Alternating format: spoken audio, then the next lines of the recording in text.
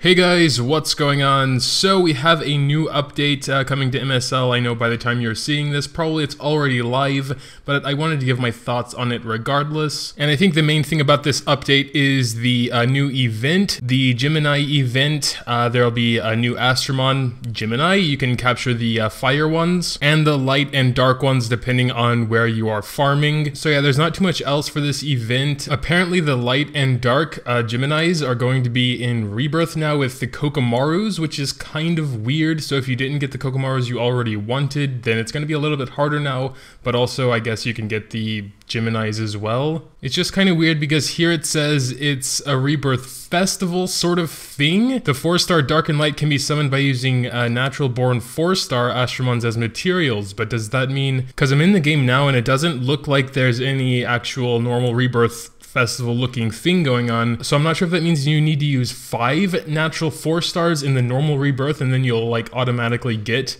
a dark or a light Gemini. I'm not really sure why you'd want to do that though, because you can technically farm them. Maybe they're just like very rare, and if you want to get them quicker or with less farming, then maybe that would be an option. Maybe I just don't understand it right now, or maybe it'll be implemented later on today, because it says after maintenance 6/8, which it is today. It says Rebirth Festival, but I'm not seeing any actual Rebirth Festival here, just normal Rebirth with them in there. Besides that, the Crystal Shop has a new item, a Gemini Light Dark Egg. You can get 1 per week if you're like really missing those, I guess. And the 3-star Fire Gemini will be available in the League Shop. Also, Gemini Fire Soulstones will be available in the Shady Shop. So lots of different ways to get your Geminis. It was kind of like the same way with the bonds. Also, we have the Loki package, which I don't really need to explain because it was like the same story with the Scubbuses and the Tigers last time. So basically same story from what it looks like, except it's Loki this time. And of course with that, a new fusion recipe where you can get the light Loki by fusing the dark, and a gleam. And besides that, just a few small changes like skill name adjustments, skill description adjustments, special shop rate up for Shinobi, and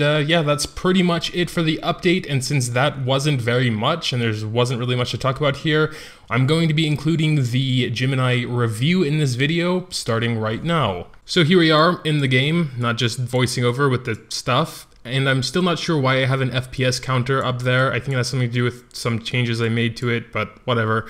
Try to ignore it. Probably it's harder now that I mentioned it.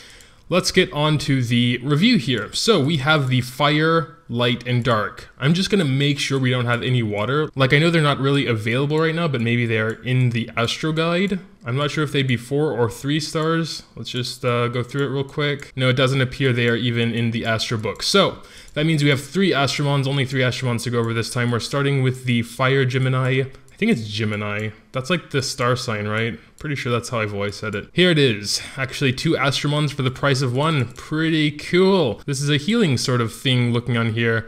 Attacks greatly restore own HP. Wow, that's pretty cool in proportion to the amount of damage dealt. Wow, attacks restore allies' HP. So this is kind of like a Light Snowy again. Honestly, a pretty decent Astromon, to be honest. Just looking at its skills, it is a defender though, so that's a little bit weird because it's a defender and it won't be able to do that much damage. It has 1700 base attack at 6-star Evo 3. Well, that is a little bit weird. Definitely weird. If they don't change the typing to attacker, she won't be very useful because she won't be able to do enough damage to really have that do much. Really good skills, bad typing, and definitely not the stats to back it up. Could still be usable as a sort of sub-healer, a fire. You know, there aren't really many fire sub-healers that can do damage while healing the whole party, so it's an option, especially if they decide to change the typing later. Hopefully they do. I don't think it would be overpowered if they were attackers. I think it would be pretty good. Or if they change the skills to where it's like a certain percentage, that would also work. Just how it is now isn't very good. Regardless, I would have to build her pretty much full glass because she is a defender and will have decent survivability, and she'll be healing with both skills, herself and her team. So if you're planning on building one, I would probably just go triple attack, maybe a survivability gem in there, maybe more defense to complement the naturally high defense from being a defender.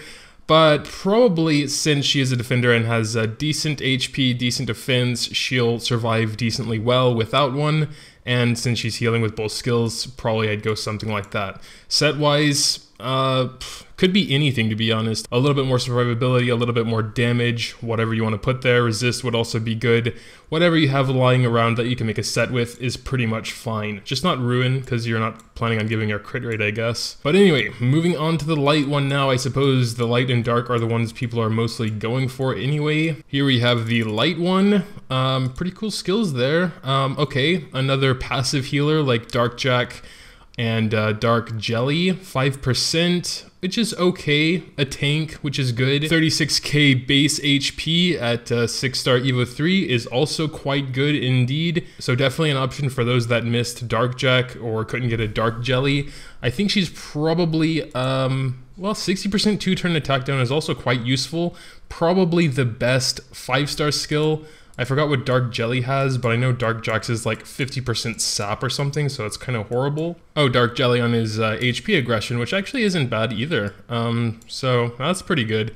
But Jellion is a balanced type, so only 32k base HP versus Jim and Mia's 36k. Actually not as big as a difference as I thought from a tank to a balanced, but it's still there, 4k or so HP. All around, definitely a solid Astromon, decent 5-star skill for the passive healer realm, quite useful. And yeah, so like I said, if you don't have another passive healer, Water Persephone, Fire Samsung, Dark Jack, Dark Jelly on those types, then could be an idea, definitely. Gym-wise, full HP, obviously, to get the most out of her 3-star skill here, the passive healing. Set-wise, more HP is recommended, could also go with resist. She's not a real healer, so she'll have 0% resist, so if you can't get really good substats, I would recommend getting the resist set and go on from there. With that being said, we're going to be moving on to the dark one now, the last one in the list. Oh, she has this cool new interesting skill as well. Critical hits 20%. So this is the worst version of it I've seen. It needs a critical and then it's only 20%. But her 5-star skill also needs a critical and it's 1-turn sleep at a 100% chance. Is she an attacker? Balanced. Well, also a dark type. Pretty good looking stats down there. 30k HP, 23 attack. 20, yeah, it's kind of balanced, as you would expect from a balanced Astromon. I would probably still build her pretty offensively since she does need crit anyway, so I'd go crit rate, attack, HP. How I usually do with dark attackers, even though she is balanced, since she needs critical anyway, you may as well give her a bit of damage as well. But I mean, that is still kind of up for debate since she is kind of a mostly debuffer here. She has sleep on her 5-star and SP siphon on her 3-star, so you could go more defensively, but personally I would just build her the general crit rate, attack, HP. On intuition if you can't get the crit rate to 100, on ruin if you can. Try and get some good resist substats because again, not a healer, so we'll have 0% natural resist. And yeah, that's pretty much it. They're not really all that exciting, to be honest. Probably dark one is the best out of the 3 if you already have a passive healer. If you don't already have a passive healer, then the light one you should probably go for. Fire one, I'm not sure if it's really meant to be raised. It can be useful, I guess. It can be decent. It's just so weird that full healer based on damage would be a defender and not an attacker, or at least a balanced. So that's what kind of turns me off about that. Might still be useful if you build her very, very offensive. But I don't know, really depends on what you need. You could just go for all of them for collection purposes. Personally, I don't feel the need to go for any of them. I just don't, like, maybe this one, but I have a light Verde already, but I have a light Vierde already, so, which is better 3-star skill wise. I kind of forgot what the 5-star skill is again already. Sort of a passive healing there, which probably is more universally useful than sleep. But yeah, that'll do it for today's video. Make sure to drop a comment down below telling me what you think about the Geminis, which one you're planning on going for, if you're going for all of them just for collection purposes, or which one you actually want to have to use. Leave that down in the comments below. Also, make sure to drop a like if you did enjoy. I would really appreciate it. Thanks, as always, for watching, and until next time. Well, this is bad. I'm done editing, and I'm at 9 minutes and 51 seconds, so I have to just say random things for a good 9 seconds here, and then we can get on to the...